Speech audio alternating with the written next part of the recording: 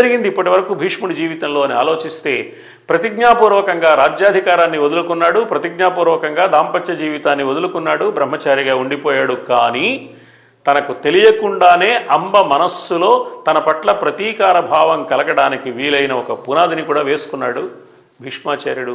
చాలా విచిత్రమైన సంఘటన. మానవ జీవితంలో జరిగే సన్నివేశాలు ఏవి ఎప్పుడు ఏ మలుపు తిరుగుతాయో, ఆ మలుపులు ఆ కథని ఏ విధంగా ఎంతవరకు కొనసాగిస్తాయో అనూహ్యంగా ఉంటుంది. ఇలా కథ నడుస్తుండగా కౌరవుల మధ్య పాండవుల మధ్య పెరుగుతున్న ఈ వైషమ్యం కురువంశానికి చేటు కలిగిస్తుందని ఆరాటపడి బాధపడి ఆ వంశానికి పెద్ద అయిన భీష్ముడు పాండవులదే ఈ రాజ్యమైనా అర్ధరాజ్యాన్ని కౌరవులకు ఇస్తే ఆ అర్ధరాజ్యంతో వాళ్ళు సంతృప్తి పడతారు కాబట్టి ఇక కౌరవుల మధ్య పాండవుల మధ్య వైషమ్యం తొలగిపోతుంది, వాళ్ళంతా బాగుంటారు అని ఒక కుటుంబ పెద్దగా ఆలోచించాడు పాపం.